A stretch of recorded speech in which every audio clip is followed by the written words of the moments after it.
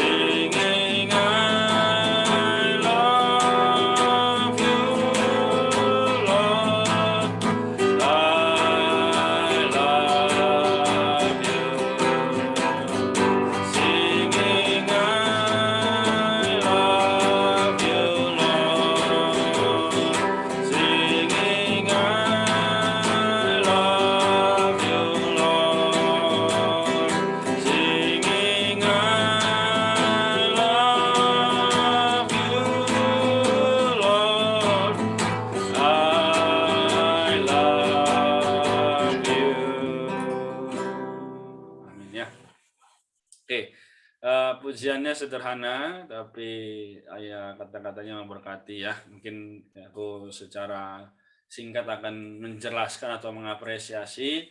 Setelah itu kita nyanyikan sekali lagi, baru kita masuk ke firman yang singkat ya. Jadi katakan in moment like this ya, di saat-saat yang seperti ini ya, mungkin kita sibuk, mungkin banyak hal kita kerjakan ya. Juga banyak perkara kita alami, entah itu masalah di dalam keluarga, masalah di dalam pendidikan, ya. Tapi, teman-teman sekalian, kita boleh berkata apa? I sing out a song, ya. Apa yang dinyanyikan? Yaitu nyanyikan kasih, ya. Kasih cinta kita kepada Yesus. Nah, jadi di situasi yang seperti ini, ya, teman-teman sekalian, kita mungkin di perkuliahan, di pekerjaan, di pelayanan ya, kita juga boleh mengangkat tangan kita ya, kita mengangkat tangan kita kepada Tuhan, ya berkata atau bernyanyi ya, Tuhan aku mengasihimu ya, Tuhan aku cinta padamu. Nah di sini adalah satu firman juga yang akan dibahas nanti berkaitan dengan pujian ini ya. Jadi semoga pujian singkat ini kembali menguatkan kita, membangun kita di dalam kasih. Amin ya. Jadi singkat tapi sangat bermakna. Kita nyanyikan 2 kali. Setelah itu kita akan masuk ke dalam firman-Nya. Tuhan. Oke.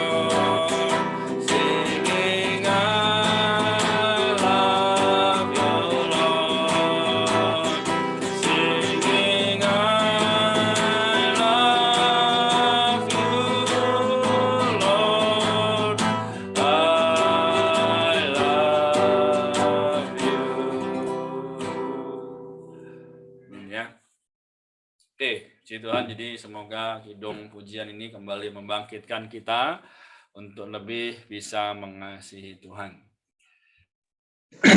Oke, kita akan masuk ke firman secara singkat aja ya.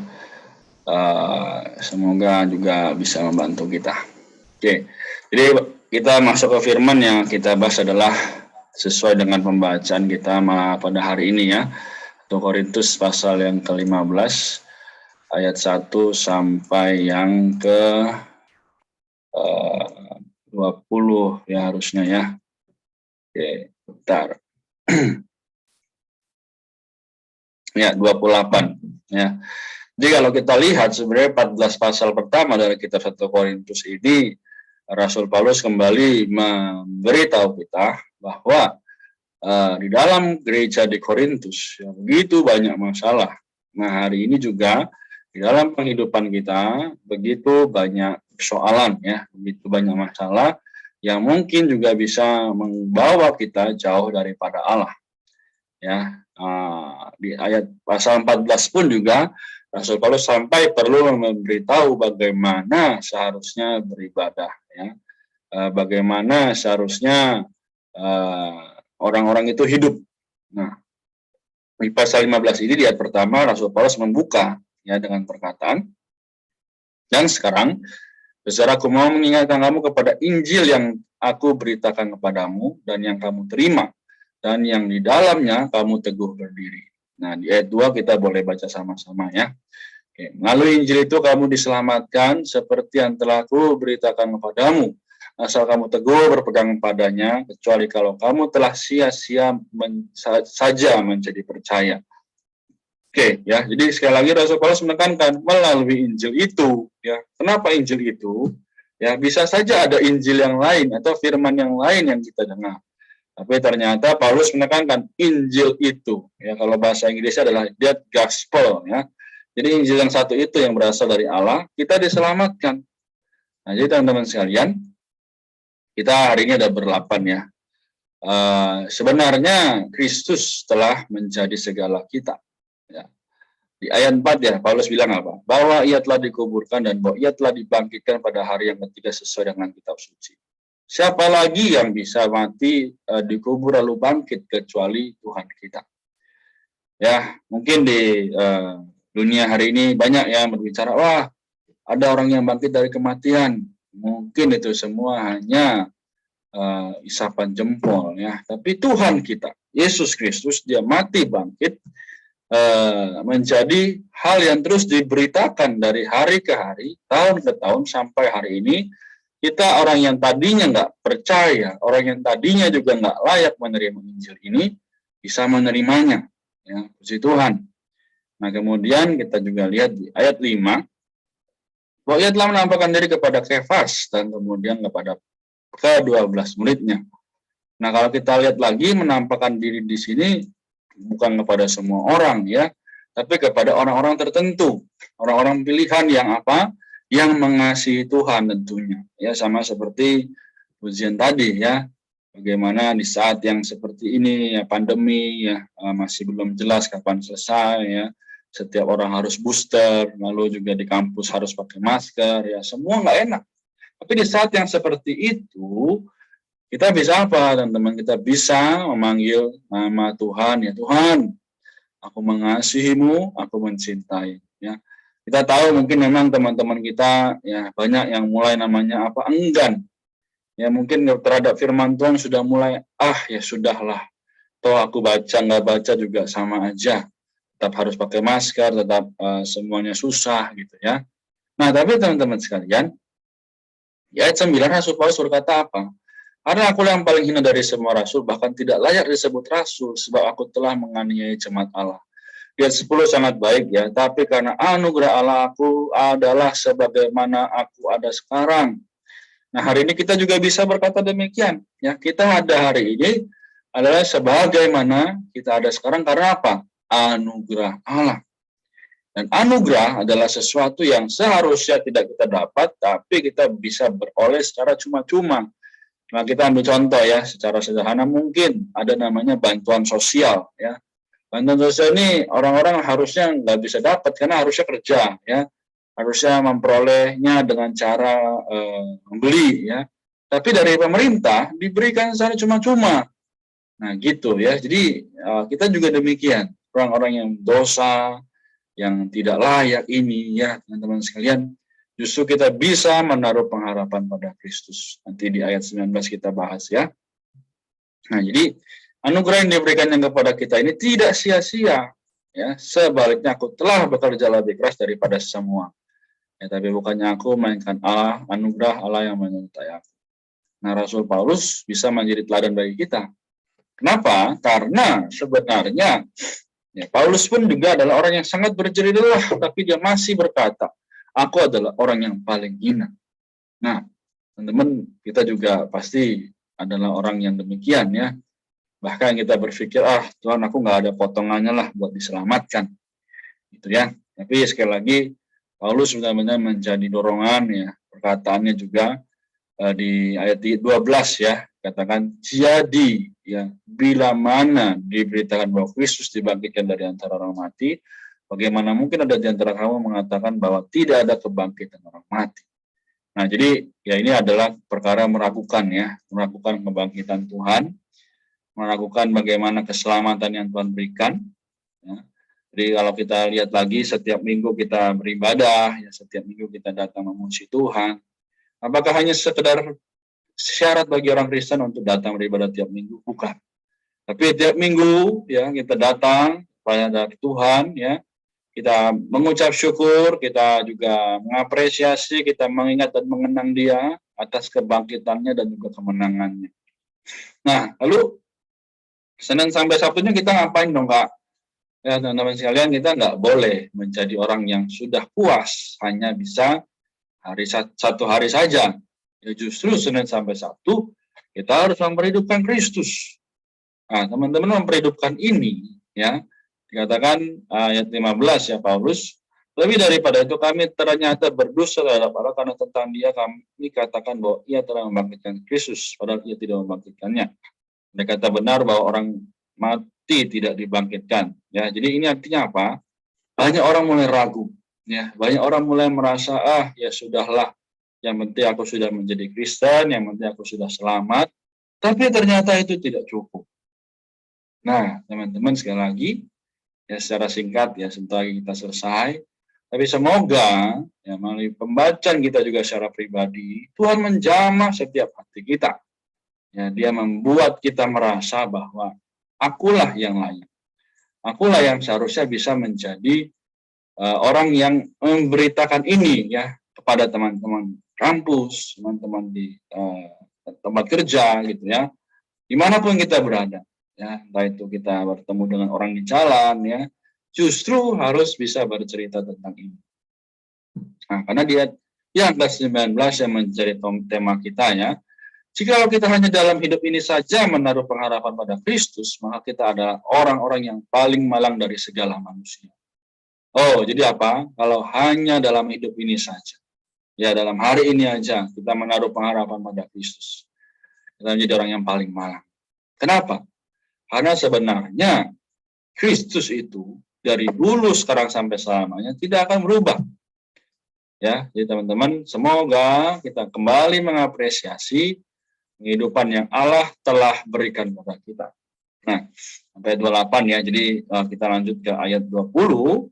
Tapi yang benar ialah bahwa Kristus telah dibangkitkan dari antara orang mati sebagai yang sulung dari orang-orang yang telah meninggal. Nah, hari ini dia juga adalah menjadi yang sulung di antara kita. Dan kenapa kita harus datang padanya tiap hari? Karena memang dialah sumber. Nah, ayat 23 ya.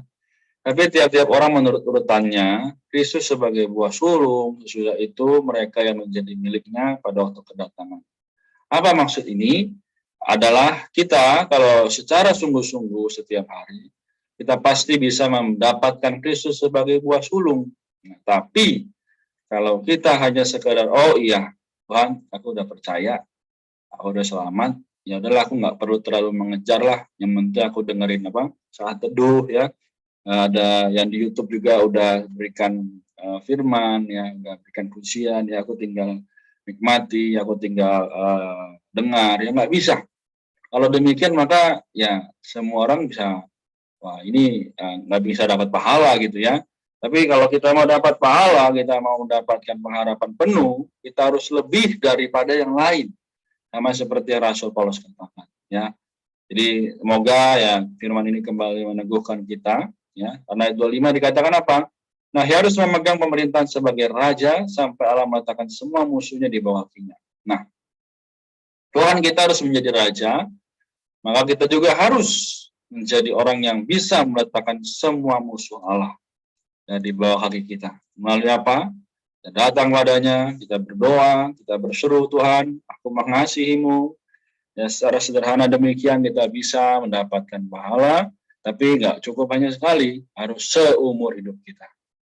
Ya, Jadi semoga yang di ayat 28 ditutup dengan perkataan, kalau segala sesuatu tadi ditaklukkan di bawah Kristus, maka ia sendiri sebagai anak akan menaklukkan dirinya di bawah dia, yang telah menaklukkan segala sesuatu di bawahnya, supaya Allah menjadi semua di dalam semua. Nah, ini adalah perkataan yang sangat baik ya, supaya Allah menjadi semua di dalam semua. Bahasa Inggrisnya, God become all in all ya. Jadi kita berharap ya bahwa setiap hari kita baca firman secara pribadi maupun bersama-sama, ya setiap hari kita juga berdoa, bukan menjadi satu rutinitas ya, bukan hanya menjadi satu kewajiban ya, tapi juga adalah kita tahu dan sadar bahwa inilah yang harus aku kerjakan ya teman-teman. Jadi melalui 28 ayat ini nanti teman-teman boleh kembali bahas di rumah, ya renungkan sudah sampai mana tahapan kita sebagai orang Kristen. Sudahkah normal atau sudahkah kita menjadi orang yang dipenuhi ya. Nah, oleh karena itu semoga kita juga menyadari penghidupan ini adalah penghidupan yang berdasarkan kepada kasih karunia Allah, atau dikatakan adalah anugerah ya.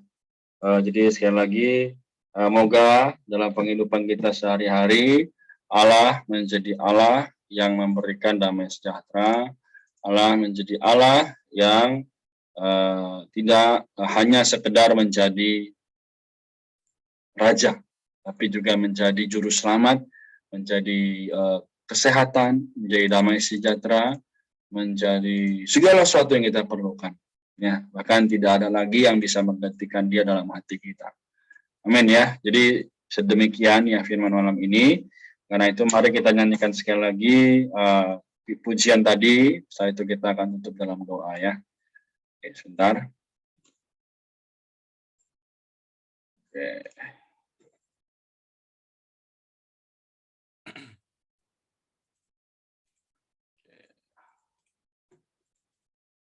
Baik.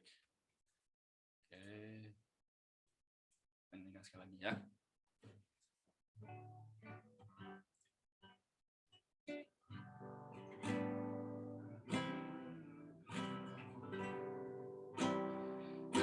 In moment like this, I sing out a song.